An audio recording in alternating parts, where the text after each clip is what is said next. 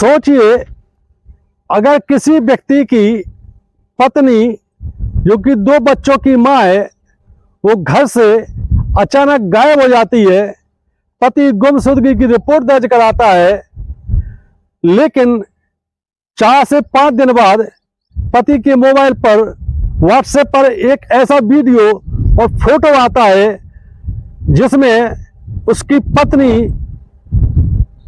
नई नवेली दुल्हन के रूप में सजी हुई है, सुहाग सेज पर बैठी हुई है, बगल में उसका जो नया दूल्हा है, नया पति है, वो बैठा है और दोनों सुहागरात मना रहे हैं। सुहागरात मनाने का फोटो और वीडियोज अपने पति को भेजने वाली महिला ने उसमें वीडियो संदेश भी लिखा कि मैंने दूसरी शादी कर ली है, वो अब यही मेरा पति है, तुम मुझे भूल जाओ क्योंकि तुम मेरे लायक नहीं हो। जैसे ही वीडियो और ये मैसेज उसका पति देखता है तो उसके पैरों तले जमीन खिसक जाती है, क्योंकि ये नया दूल्हा उसके पत्नी का कोई और नहीं बल्कि उसका दूर का एक भांजा था।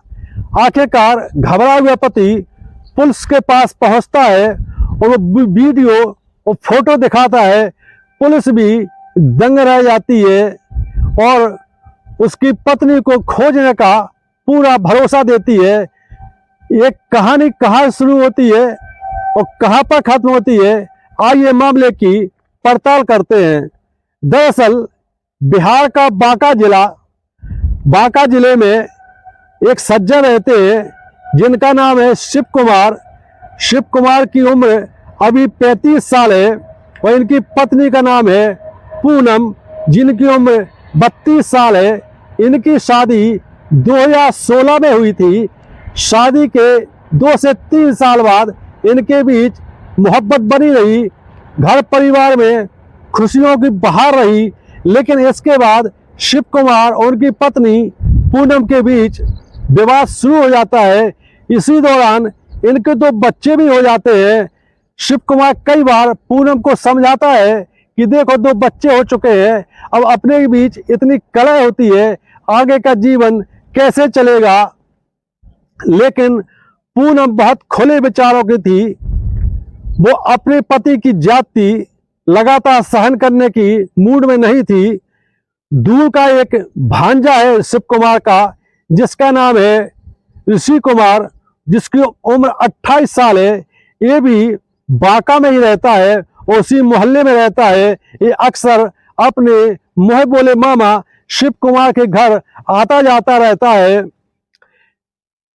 भांजा चूंकि जवान है, अविवाहित है, सगा भांजा नहीं है, इसलिए शिव कुमार भी अपने उसके घर में बेरोक एंट्री दे देता है, क्योंकि शिव कुमार को अपने सगे भांजे से भी ज्यादा इस मोह बोले भांजे ऋषि कुमार पर भरोसा था।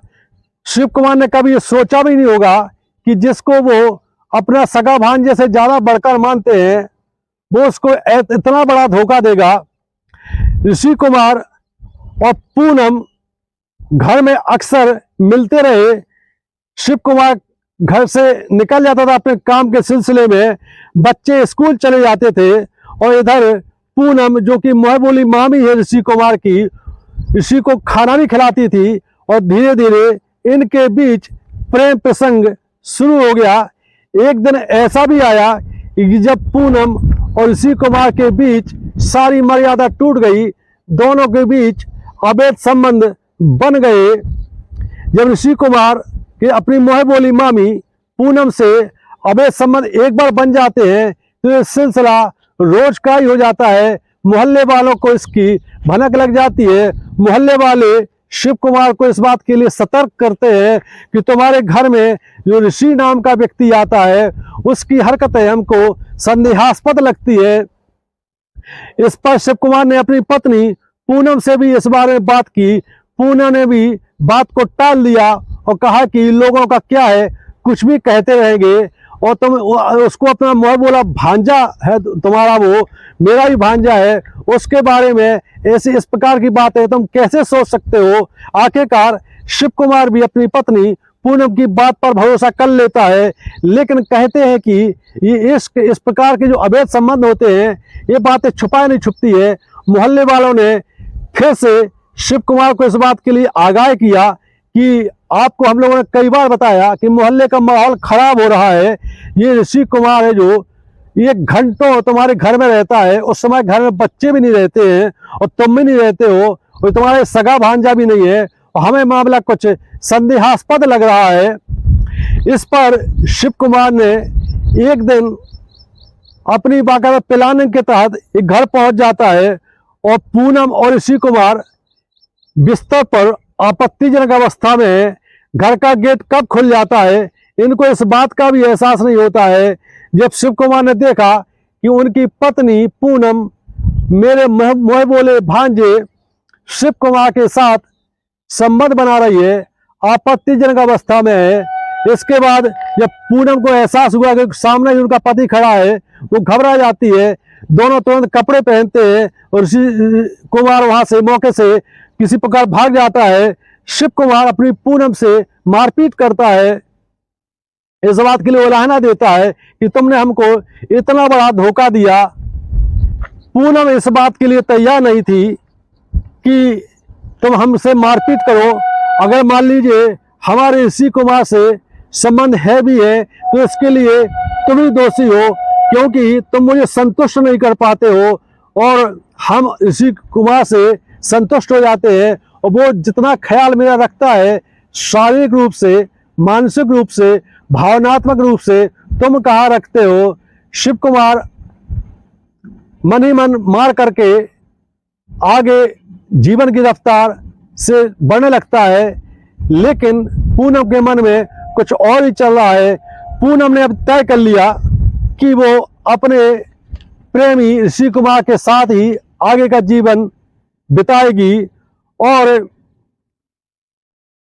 25 जुलाई 2025 को ऋषि कुमार को बुला करके पूनम घर के सारे जो गहने रखे थे और नकदी रखी थी उसको लेकर के घर से उसके साथ भाग जाती है।